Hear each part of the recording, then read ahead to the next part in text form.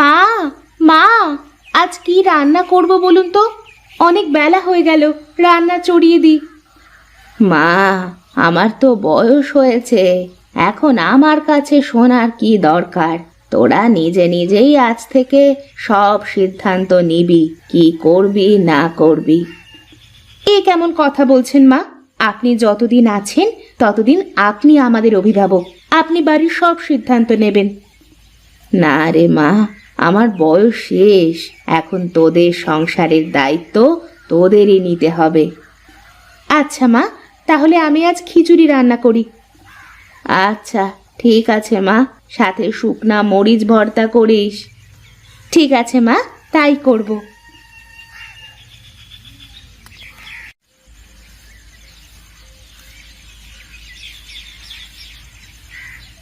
কি রে মালতী, কি করছিস এখানে? রান্না করছি ভাবি। রান্না করছিস তো বুঝলাম, কিন্তু কি রান্না করছিস তাই বল তো। কি আর রান্না করব দিদি, ঘরের সব তরি তরকারি শেষ হয়ে গেছে, তাই খিচুড়ি রান্না করছি। কি, খিচুড়ি? তুই কার কাছে শুনে খিচুড়ি রান্না করছিস শুনি? কেন, খিচুড়িতে কি সমস্যা? তুই রান্না করার আগে আমার কাছে একবার শুনে দেখতে পারতি। আমি তো মায়ের কাছে শুনে এসে তারপরে রান্না করতে বসেছি। এরপর থেকে যে কোনো কাজ করার আগে আমার কাছে শুনে নিবি। কেন, আমি তো মায়ের কাছে শুনে তারপরে রান্না করেছি, আর মা যতদিন বেঁচে আছে ততদিন মা তো এ বাড়ির অভিভাবক। তোর এত বড় সাহস, তুই আমার মুখে মুখে কথা বলিস? এখানে সাহসের কি হয়েছে? আমি তো ঠিকই বলেছি।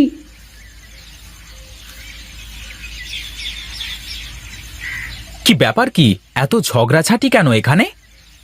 দেখো না, আমি মায়ের কাছে শুনে রান্না চাপিয়েছি, আর ভাবি আমাকে বলছে যে তার কাছে শুনে রান্না করতে।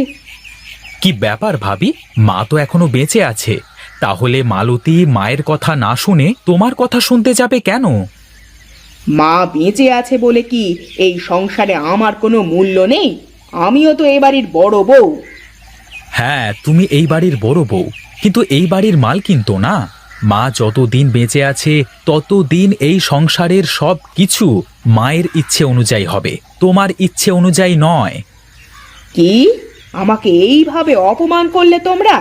আমি এই অপমানের কথা ভুলবো না, এই আমি বলে দিলাম। আমি আজ থেকে আলাদা হয়ে যাব। এই দেখো ভাবি, এই সামান্য ব্যাপার নিয়ে সংসারে কোনো অশান্তি বাঁধিও না দয়া করে। কি, অশান্তি আমি বাঁধাচ্ছি? এত বড় অপমান!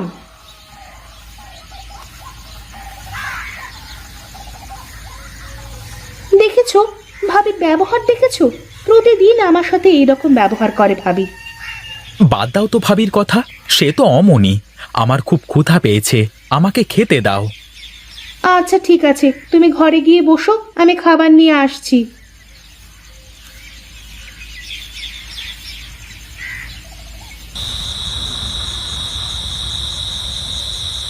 কি ব্যাপার, তোমার মন খারাপ মনে হচ্ছে? তা কি হয়েছে শুনি? না, তোমার আর সেই কথা শুনে কোনো লাভ নেই। আমার কথা তোমার মাথায় ঢুকবে না। ও, বুঝেছি আমি। তুমি মনে হয় বাপের বাড়ি যাবে, তাই না? অনেক দিন তো হয়ে গেল বাপের বাড়ি যাওয়া হয়নি। চলো চলো, শ্বশুর বাড়ি থেকে ঘুরে আসি। না, আমি কোথাও যাব না। নিজের বাড়িতে সুখ না থাকলে কি আর অন্য কোথাও সুখ খুঁজে পাওয়া যায় নাকি? কেন, বাড়িতে আবার কি হয়েছে যে বাড়িতে সুখ নেই বলছো? কি আবার হবে? তোমার ছোট ভাই আর ভাইয়ের বউ মিলে আমাকে যা খুশি বলে অপমান করেছে। তা কি বলেছে ওরা, বলো তো শুনি। আমি একটু বলেছিলাম যে কোনো কাজ করার আগে আমার কাছে শুনতে, সেই জন্যে আমাকে কত কথা শোনালো। আমি নাকি এই সংসারে অশান্তি বাঁধাই। আরে মা তো এখনো বেঁচে আছেন, তাহলে মায়ের কাছে না শুনে তোমার কাছে কেন শুনবে বলো? সংসারের সবকিছু মা যতদিন বেঁচে থাকবেন ততদিন মাকে সামলাতে দাও, বুঝলে? আমি অত শত বুঝি না। আমি আজ থেকে আলাদা হয়ে যাব। আমি আর এই সংসারে থাকতে পারবো না। তুমি সংসারের চাল চুলো সব ভাগাভাগি করে দাও, আমি আলাদা হয়ে যাব। তুমি কি পাগল হয়ে গেছো নাকি? কি বলছো এসব?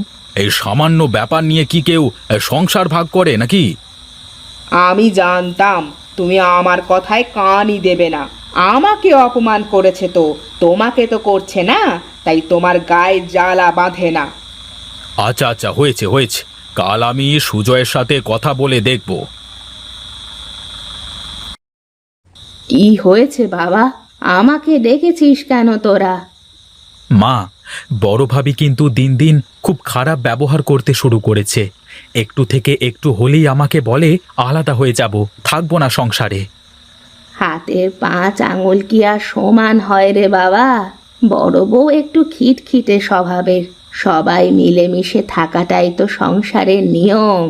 শোনো ছোট বৌমা, আমি তোমাকে বলি, সব সময় তুমি একটু ছাড় দিয়ে চলার চেষ্টা করবে, তাহলে দেখবে বড় বউ আর কিছু বলতে পারবে না। না মা, মানুষকে ছাড় দিলে মানুষ আরো মাথায় চেপে বসে, তাই কোনো ছাড় দেওয়া চলবে না। ছাড় দিলে কেউ ছোট হয়ে যায় না রে মা। ছাড় দেওয়া তো অনেক বড় একটা গুণ। এই গুণ সবার ভিতরে থাকে না রে বাবা। আমি কি কম ছাড় দিই নাকি মা? সংসারের সব কাজ প্রায় আমিই করি। বড় ভাবি তো কোনোদিন কোনো কাজ করে না, সে আমাকে তার হাতের পুতুল করে রাখতে চায়। অনেক রাত হয়েছে, এখন তোরা ঘুমা। আমি কাল সকালবেলা এর একটা ব্যবস্থা করে দেব।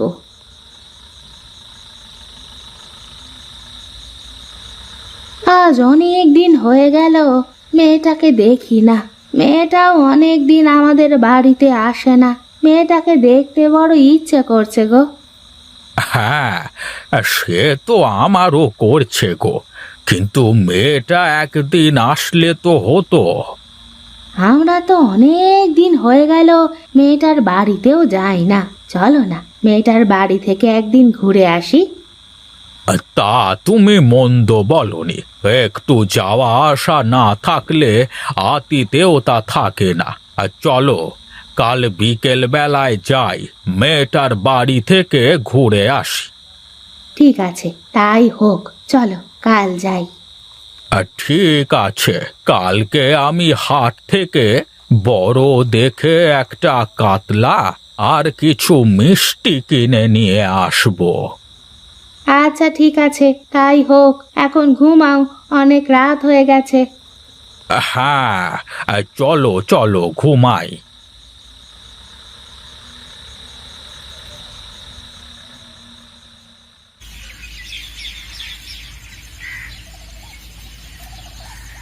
ওগো, কোথায় গেলে? আমাকে এক ঘটি জল দাও তো, হাত মুখ ধুয়ে বাজারের দিকে যাই একটু।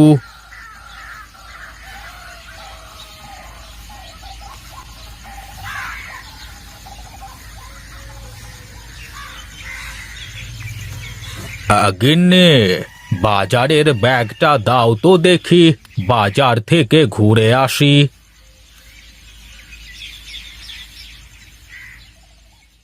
এই নাও ব্যাগ, তাড়াতাড়ি ফিরে এসো কেমন?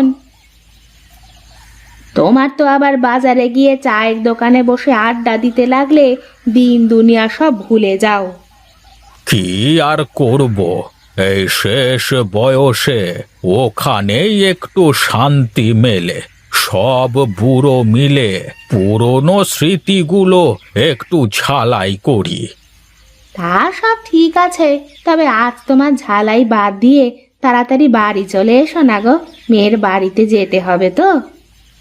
হ্যাঁ, তুমি সব গুছিয়ে রাখো, আমি বাজার থেকে ফিরে এসেই চলে যাব। আচ্ছা ঠিক আছে, তাই হবে, তুমি এসো।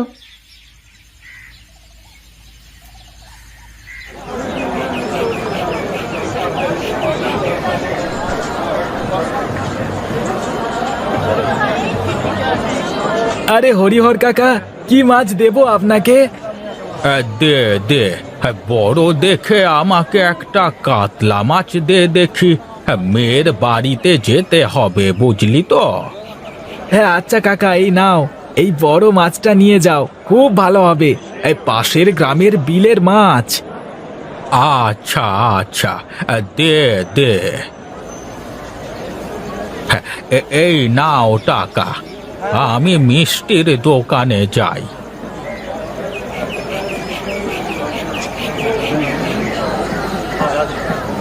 এই ভোলা, আমাকে ভালো দেখে কেজি 5 মাছ দে দেখি। হে, এই এত মিষ্টি দিয়ে কি হবে গো হরিহর কাকা? কোথাও যাবে নাকি? হ্যাঁ রে, আমি একটু মেয়ের বাড়িতে বেড়াতে যাব। আচ্ছা আচ্ছা, ঠিক আছে, দাঁড়াও, আমি ভালো দেখে ছানার মিষ্টি দিচ্ছি। আজ সকালবেলায় বানিয়েছি। এই নাও টাকা।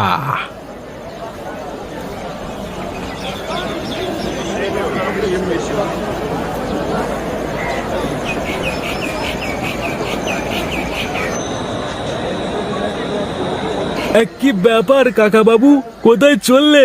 বাড়ি যাবে নাকি? হ্যাঁ রে গণেশ, হ্যাঁ ভালোই হয়েছে তোর সাথে দেখা হয়ে।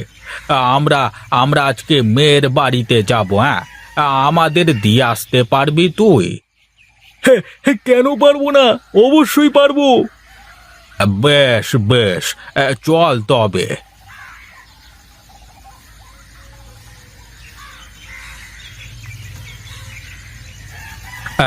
তুই এই জায়গায় দাঁড়া, আমি আসছি তোর কাকিকে ডেকে নিয়ে।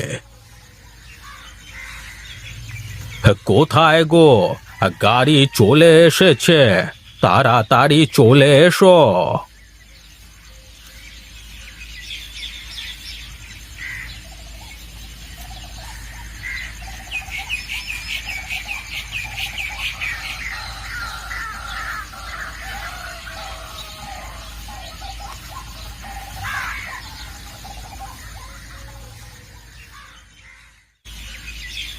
মা, বাবা, তোমরা কতদিন পর আসলে আমাদের বাড়িতে।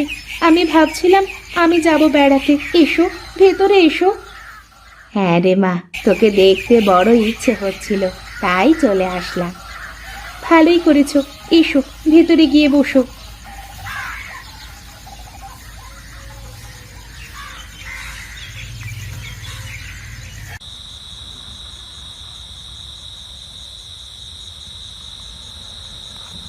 জানেন বেয়ান, আপনার মেয়েটা একদম খেতে চায় না, আর ভালো মন্দ খেতেই চায় না। বাপের বাড়ি থেকে ভালো মন্দ না খেলে কি আর খাওয়া যায়? সারা জীবন ঘাস পাতা খেয়ে এসেছে বাপের বাড়ি থেকে, এখন কি করে ভালো মন্দ খাবে? হ্যাঁ, এইবার কিন্তু বেশি বলে ফেলছো তুমি ভাবি। আমাকে অপমান করলে আমি কিছু বলতাম না, কিন্তু তুমি আমার মা বাবাকে কি করে অপমান করতে পারো? আমি খেলে এখানে সব খাবার খেয়ে ফেলতে পারি, কিন্তু তোমার মতন চোখ বুজে আমি খেতে পারি না গো। খেতে পারলে তো খাবি। ঠিক আছে, তাহলে এসো, দেখি কে বেশি খেতে পারে। ঠিক আছে, আজ যদি আমি বেশি খেতে পারি তাহলে আজ থেকে তুই আমার কথা মতো চলবি, বুঝলি? আর যদি আমি জিতি তাহলে তুমি আমার কথা মতো চলবে। আচ্ছা ঠিক আছে, তাই হোক। তোরা কি লাগালি বলতো? থাম, তোরা থাম। ওদেরকে এই প্রতিযোগিতা করতে দিন বেয়ান, তাহলে দুই বউয়ের ঝগড়া যদি থামে।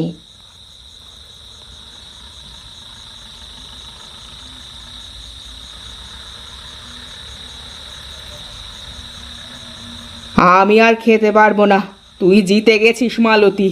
কিন্তু আমাকে একটা কথা বলতো, তুই এত খাবার খেতে পারিস কিন্তু তারপরেও এত অল্প খাস কেন তুই? আমি সবাইকে খাওয়ানোর পর যা বেঁচে থাকে তাই খাই। আমার ভুল হয়ে গেছে রে, আমাকে তুই মাফ করে দে মালতী। কি বলছো তুমি এইসব? আমি সারা জীবন তোমাকে আমার দিদির মতন দেখেছি, আর বড় হয়ে মাপ চাইতে নেই। আমি কথা দিলাম আজ থেকে আর কোনো ঝামেলা করব না, সংসারে আজ থেকে মিলেমিশে সংসার করব।